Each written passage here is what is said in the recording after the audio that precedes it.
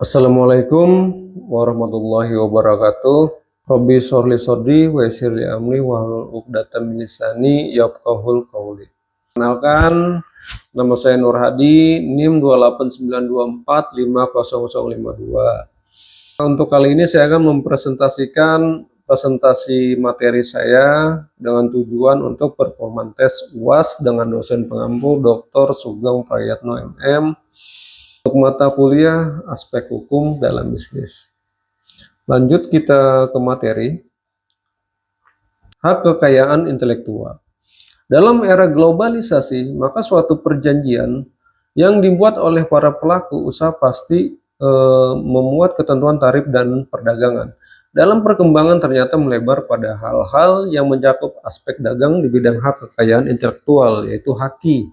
Haki ini sangat ditekankan pada perdagangan bebas karena mempunyai aspek strategis baik dari sisi pelaku usaha maupun dari sisi negara. Sebagaimana kita ketahui bahwa selama ini kita hanya terpaku dengan menghitung pendapatan negara dari sektor migas saja, tetapi tidak pernah memasukkan beberapa devisa yang kita peroleh, haki yang kita lisensikan. Kita hampir tidak pernah menghitung beberapa royalti yang kita terima dan juga tidak menghitung beberapa royalti yang kita bayarkan atas penggunaan teknologi orang lain. Jarang sekali kita lihat para pelaku usaha, pengusaha kita yang mengaitkan masalah haki dengan pemasarannya. Haki dijadikan dari strategis para pengusaha, akan tetapi kita akan melihat banyak sekali kelemahan-kelemahan dari suatu produk yang tidak mempunyai keunggulan di bidang haki yang pada akhirnya mengakibatkan pengusaha tersebut mengalami kesulitan dalam merebut pasar. Haki dilihat dari aspek hukum, kebendaan termasuk benda tidak terwujud karena dapat dialihkan. Haki berfungsi melindungi inovasi kreativitas serta tidak memberikan imbalan terhadap siapa saja atas suatu penemuan, desain, dan merek. Memberikan hak eksklusif dalam jangka waktu tertentu, haki bila dipandang dari segi ekonomi berarti bicara mengenai persaingan. Pada dasarnya haki sangat memainkan peran yang signifikan dalam pendapatan ekonomi suatu negara. Pada tahun 80-an, devisa yang diperoleh Amerika Serikat dari haki sudah melebihi 50%.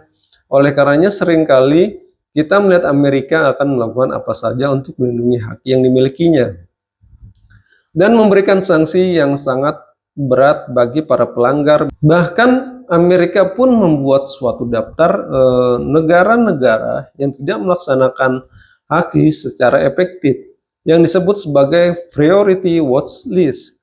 Bagi negara yang tidak melaksanakan haki tersebut, maka akan memperoleh tekanan secara ekonomi. Berdasarkan The TRIPS Agreement, yaitu perjanjian internasional tentang aspek-aspek perdagangan dari haki, maka haki terdiri dari 1 hak cipta dan hak terkait, 2 merek dagang, 3 indikasi geografis, 4 desain industri, 5 paten, 6 tata letak topografi atau sirkuit terpadu, 7 perlindungan informasi rahasia, 8 kontrol terhadap persaingan usaha tidak sehat dalam perjanjian lisensi. Suatu karya harus merupakan karya asli yang harus dihasilkan oleh orang yang mengakui karya tersebut sebagai ciptaannya. Karya atau ciptaan tersebut tidak boleh diproduksi atau dikopi dari karya orang lain. UU HC jelas hanya melindungi karya-karya asli, tetapi masyarakat karya tersebut bersifat kreatif. Pencipta dapat memperoleh ide-idenya dari suatu pengetahuan umum dan hal ini tidak harus dibutuhkan waktu lama untuk keahlian untuk mencipta di Indonesia. Tidak ada ketentuan yang mewajibkan pendaftaran ciptaan untuk mendapatkan hak cipta. Hak cipta adalah hak eksklusif bagi pencipta untuk mengumumkan atau memperbanyak ciptaannya dalam bidang ilmu pengetahuan. Seni dan sastra yang lain dapat terdiri dari buku, program komputer, ceramah, kuliah, pidato, dan ciptaan lain yang sejenisnya. Dengan itu serta hak terkait dengan hak cipta bagi kebanyakan karya cipta berlaku untuk selama hidup pencipta itu minimal 50 tahun setelah si penciptanya meninggal.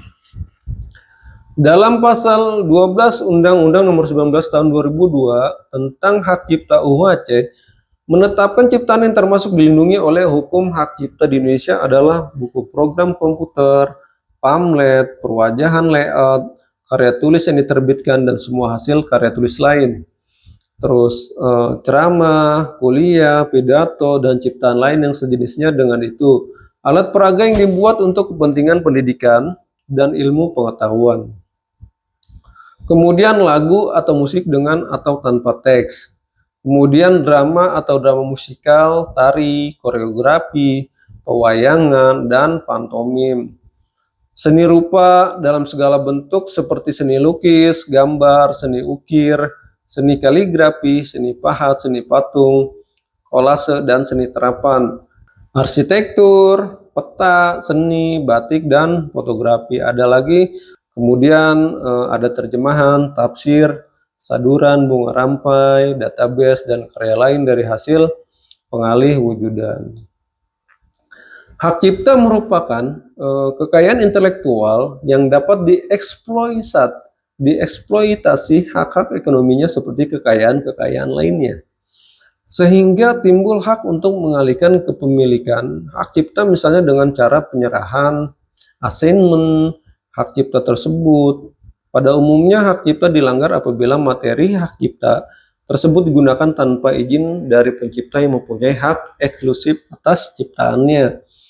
Atau jika seluruh atau bagian substansial dari suatu ciptaan yang dilindungi hak cipta diperbanyak, dalam hal ini pengadilanlah yang akan menentukan apakah benar telah terjadi pelanggaran hak cipta berdasarkan bukti-bukti yang diajukan oleh pencipta atau pemegang hak cipta. Hak atas merek adalah hak khusus yang diberikan pemerintah kepada pemilik merek untuk menggunakan merek tersebut atau memberikan izin untuk menggunakannya kepada orang lain. Dalam hal ini merek harus didaftarkan terlebih dahulu di dalam daftar umum merek. Merek adalah suatu gambar atau nama yang dapat digunakan untuk mengidentifikasi suatu produk atau perusahaan di pasaran. Para pelaku usaha selalu berupaya untuk mencegah orang lain menggunakan merek mereka karena merek mencerminkan reputasi tersebut dengan merek yang telah digunakan perusahaan selama ini, yang tentunya membutuhkan pengorbanan waktu, tenaga, dan uang. Merek sebagai sebuah tanda yang terdiri dari gambar, nama, kata, huruf-huruf, angka, susunan warna, atau kombinasi dari unsur-unsur tersebut yang memiliki daya pembeda dan digunakan dalam kegiatan perdagangan barang atau jasa. Menurut Undang-Undang Nomor 14 Tahun 2001 tentang paten, yang dimaksud dengan paten adalah hak eksklusif yang diberikan oleh negara kepada inventor atas hasil invensinya di bidang teknologi yang untuk selama waktu tertentu melaksanakan invensinya tersebut atau memberikan persetujuannya kepada pihak lain untuk melaksanakannya. Paten memberikan inventor hak eksklusif untuk mengeksploitasi invensinya secara komersial selama waktu tertentu, dan oleh karenanya paten juga memberikan hak cipta kepada inventor untuk melarang pihak lain membuat, menggunakan, dan menjual invensi yang telah dilindungi paten tanpa persetujuan pemegang paten. Segala macam invensi dapat dipatenkan dengan syarat invensi tersebut berguna dan belum ada untuk memperoleh paten. Inventor harus mengungkapkan seluruh rahasia invensinya. Jika inventor tidak berkenan untuk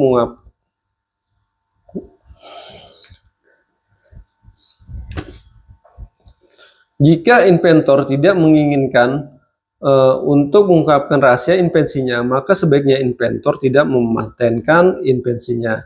Permohonan pendaftaran paten harus disertai dengan spesifikasi, yaitu dokumen legal yang wajib diserahkan ke kantor haki.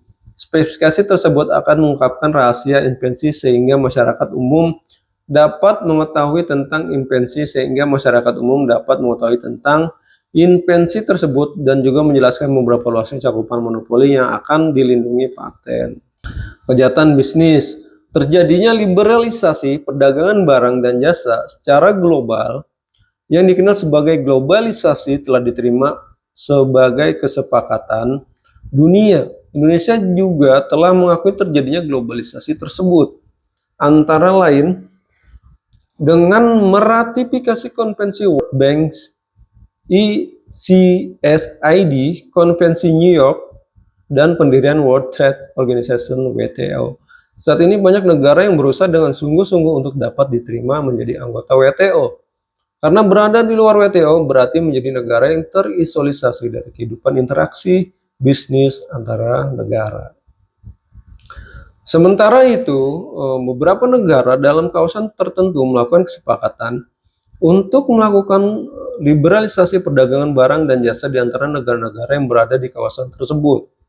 Misalnya negara-negara Eropa, Eropa Barat, tergabung dalam Uni Eropa (EU) melakukan kesepakatan bersama untuk melakukan liberalisasi perdagangan di antara anggotanya. Kemudian negara-negara Asia Pasifik berupaya untuk membentuk kesepakatan dengan mendirikan APEC. Negara-negara Amerika Utara bergantung dalam NAFTA, sedangkan negara ASEAN melakukan kesepakatan AFTA. Bersamaan dengan iklim globalisasi tersebut, telah terjadi kemajuan yang luar biasa pada pembangunan teknologi informasi dan komunikasi di ruang angkasa, serta berkembangnya teknologi cyber, yaitu internet, yang menjadi faktor-faktor pendorong kemajuan teknologi dan informasi yang luar biasa. Akibat terjadinya globalisasi dan kemajuan teknologi tersebut telah menyebabkan munculnya jenis transaksi bisnis yang baru ditinggalkan cara-cara bisnis yang lama. Kemajuan tersebut telah mengakibatkan pula munculnya jenis-jenis baru kejahatan bisnis, business crime. Banyak modus operandi dari jenis kejahatan baru tersebut yang dulu tidak dikenal dan dilakukan oleh para penjahat dan pelaku bisnis ternyata sekarang bermunculan di mana-mana. Kejahatan bisnis modern tersebut diidentifikasi dengan white collar crime. Konsep white collar crime ini menunjukkan sekumpulan tindak pidana yang melibatkan tindakan moneter dan ekonomi yang dilakukan oleh orang-orang yang memiliki kedudukan sosial yang tinggi dan terhormat. Indonesia berusaha mengantisipasi kejahatan bisnis modern tersebut walaupun seringkali terlambat, yaitu dengan membentuk berbagai undang-undang yang mengatur kejahatan bisnis dan dengan modus operandi yang baru tersebut. Ciri-ciri kejahatan bisnis.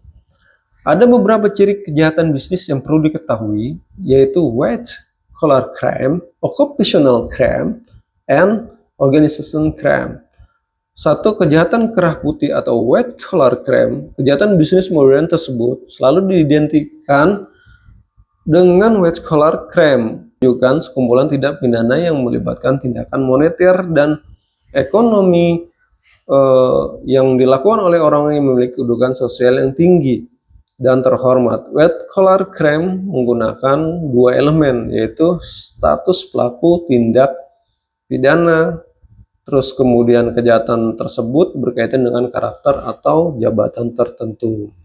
Kejahatan jabatan atau yang disebut occupational crimes, kejahatan jabatan dilakukan oleh individu sehubungan dengan jabatan mereka. Pada umumnya kejahatan ini melibatkan lebih dari satu orang pejabat dari satu badan hukum. Kejahatan jabatan ini juga dapat dalam ruang lingkup jabatan yang pada pelakunya jenis kejahatan jabatan ini antara lain pelanggaran hukum oleh para pengusaha atau karyawan yang menggelapkan uang perusahaan atau lembaga-lembaga pemerintahan di mana mereka bertugas.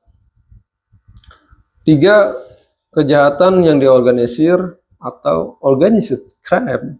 Kejahatan yang diorganisir adalah sama dengan sindikat kejahatan, seperti kejahatan kartel atau komplotan. Yang dimaksud dengan organisasi dalam konteks pembicaraan kejahatan yang diorganisir ini adalah sekelompok orang yang sengaja dibentuk dengan tujuan untuk melakukan kejahatan, dan sifat ilegal dari organisasi ini merupakan ciri yang menonjol dalam kejahatan yang sangat terorganisir. Bentuk-bentuk kejahatan bisnis. Kejahatan bisnis di bidang ekonomi, akibat perkembangan ekonomi dan pengaruh globalisasi, maka dunia usaha kita akan semakin kompleks dan bervariasi. Ada beberapa kejahatan bisnis yang berhubungan dengan kegiatan ekonomi atau dunia bisnis yang sering kita jumpai dalam aktivitas bisnis sehari-hari. Antara lain, contohnya tidak melaporkan sebenarnya keuntungan perusahaan. Kemudian persenggolan dalam penentuan harga dan pengiklanan produk dengan cara yang menyesatkan atau tidak valid.